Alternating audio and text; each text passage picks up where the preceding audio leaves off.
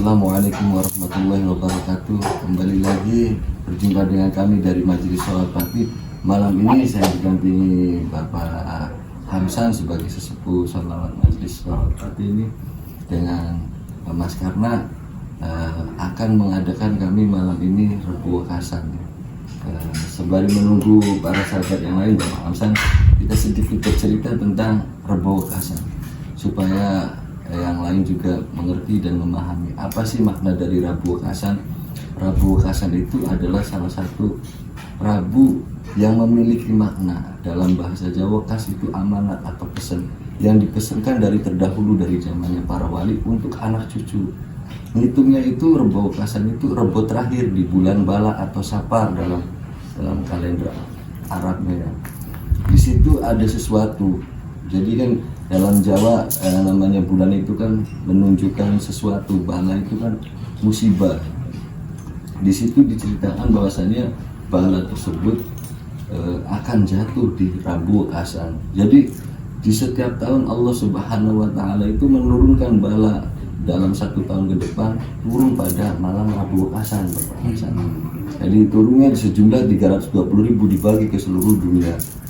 Maka setelah mengetahui itu di malam Rebu Wekasan, para wali-wali terdahulu termasuk Sunan Bonang memberitahu bahwasannya ketika di malam Rebu Wekasan ada amaliyah yang harus dilakukan adalah 1, sholat tolak bala, kemudian membaca surat Yasin dan berdoa. Nah, kenapa identik dengan bulan bala? Kalau di tradisi kami ya orang Indramayu itu membuat makanan yang namanya cimplo.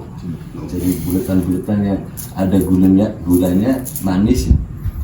Itu berkaitan karena dari zaman dahulu dengan rasanya manis supaya kami itu berharap dari orang tua zaman dahulu supaya kita hidupnya manis ke depan.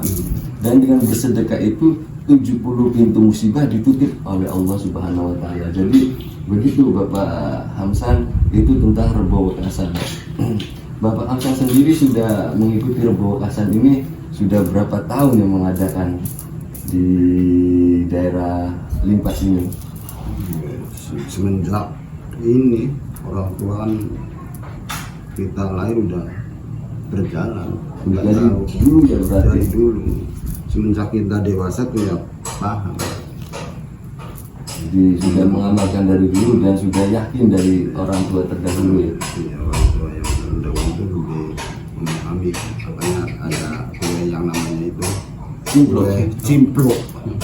Kalau di Sunda mah Bapak Hamsan itu bikinannya bukan cimplo, pakainya apem. Oh iya, apem.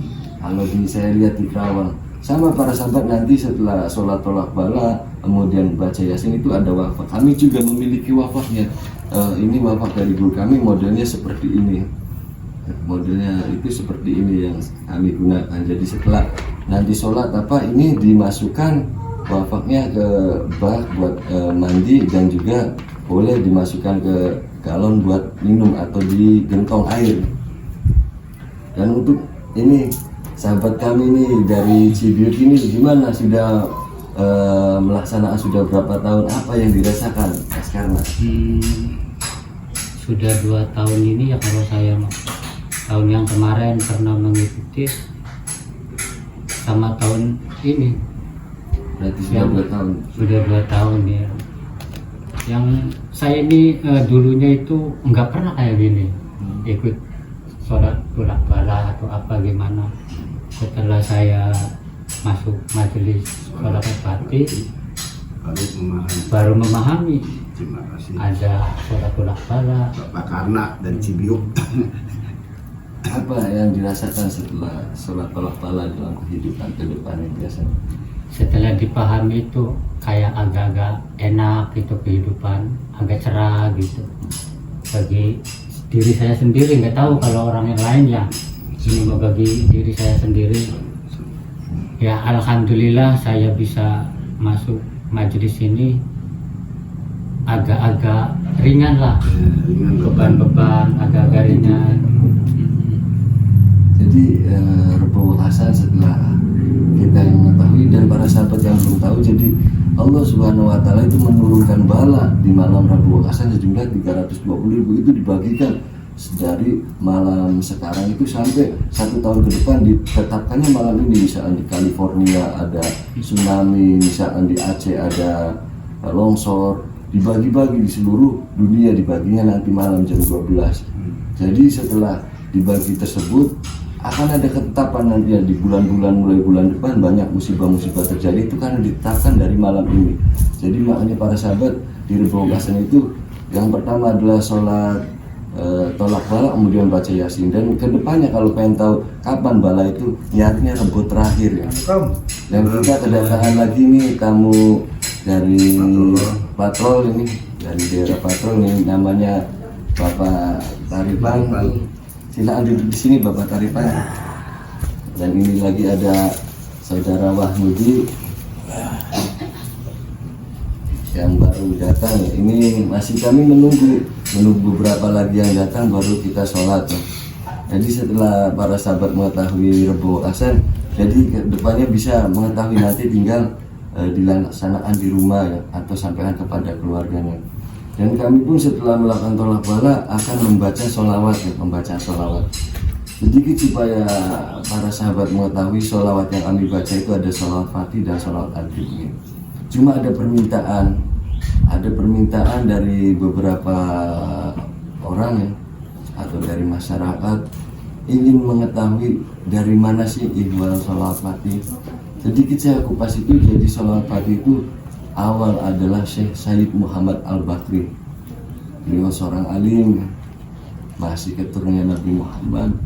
Itu melakukan riyadhah kurang lebih dalam riwayat itu sampai hampir 20 tahun, meminta sigo amalan sholawat yang meliputi pahalanya, meliputi satu dunia ini, keutamanya melebihi amalan yang lain.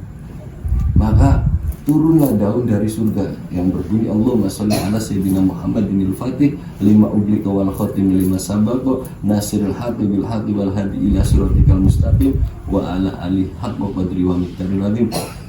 Itu jadi pertama dari Syekh Said Muhammad Al-Bakri. Selang beberapa masa kemudian muncullah Sultanul Aulia Syekh Abdul Qadir Al-Jilani. Itu juga memakai sholawat Fatih, tapi dengan Al-Fatihi ditambah yang tadi, ditambah wasawbihi wa barik wasalim. Itu ada tambahnya pas di masa Syekh Abdul Qadir Al-Jilani. Kemudian kalau yang kami baca itu versinya dari versi awal Syekh Said Muhammad Al-Bakri, cuma kami merujuknya, kiblatnya kepada Syekh Ahmad At-Tijani karena kami adalah Thariqah At-Tijaniyah. Jadi sedikit dikupas, Syekh Ahmad At-Tijani itu adalah pemimpin Thariqah At-Tijaniyah. Kemudian dia juga masih garis keturunan Nabi Muhammad. Beliau berasal dari Maroko, dari kota Fes di Maroko. Beliau adalah salah satu wali besar yang maktub, tidak terkenal. Kalau Syekh Abdul Qadir Jilani kan terkenal, kalau Syekh Ahmad At-Tijani itu maktub, tidak terkenal. Tapi guru saya pernah bercerita, waktu itu Syekh Ahmad At-Tijani sedang ada di balai bambu ya, sedang rebahan. Ada santrinya berkata, Syekh, betul tidak Syekh Abdul Qadir Al-Jilani itu wali kutub Sultanul Aulia?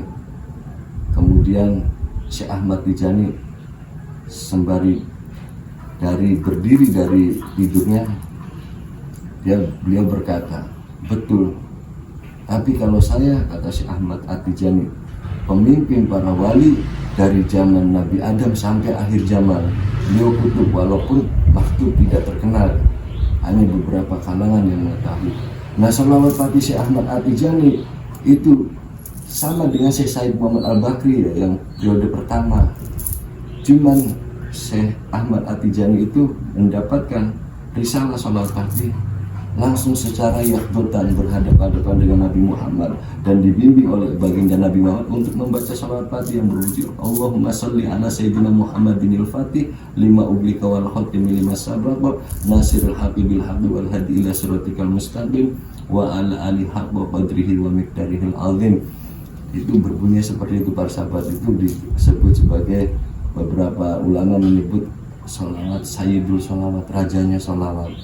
Jadi menurut beberapa guru kami, satu saja membaca sholawat Fatih itu sama dengan 10.000 orang membaca sholawat yang lain. Kemudian ibarat kendaraan menurut guru kami, itu kendaraan yang paling cepat sholawat Fatih menuju Allah, lebih cepat dari amalan yang lain. Yang bisa nyalip, yang bisa membalap, itu yang sama-sama baca sholawatnya. Walaupun baca sholawatnya loyo sehari cuma berapa, misalkan 20, itu tidak akan dikejar kecuali yang sama-sama membaca sholawat yang bisa mengejar. Sepelan-pelannya membaca sholawat Fatih itu tidak bisa disalib, itu menurut guru kami. Dan bahkan ketika menurut dalam kitab Fathur Rabbani dari Syekh Ahmad At-Tijani, siapa orang membaca 1 kali sholawat Fatih seumur hidup, satunya itu istiqomah, Bapak Hamsan ya, satu saja istiqomah, maka ketika orang tersebut, pengamal tersebut, ketika meninggal dunia itu akan ditempatkan di sisinya Allah di tempat yang spesial. Jadi ada luar biasa sholawat Fatih ini.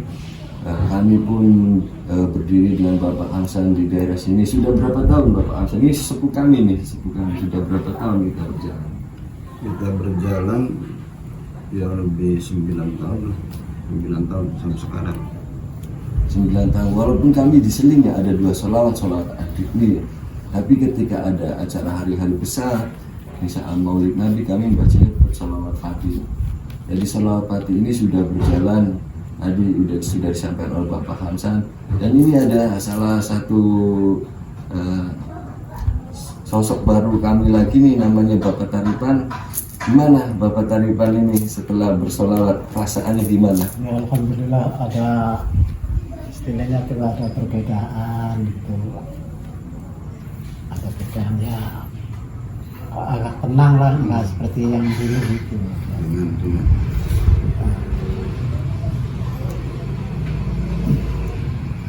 Itu kata Bapak Taripan setelah bersolawat ini mengikuti kami sudah hampir berapa bulan ya, merasakan ketenangan dan kemudian ibadahnya lebih baik, menjalani hidup lebih baik. Bahkan di samping kita itu ada namanya Wahnudi. Beliau itu tadinya terkena sakit ya, sakit secara psikisnya karena kena cobaan, ditinggal istrinya sewaktu mengandung dengan anaknya sekaligus ya. Agak psikis, jiwanya agak terganggu. Tapi setelah mengamalkan sholawat sudah berapa tahun, beliau sudah sehat, bahkan sering menghibur kami dengan candaan-candaannya. Coba ini Bapak Wahnudi ke sini supaya terlihat di kamera ya, di sini supaya bisa menyapa. Ini masnya.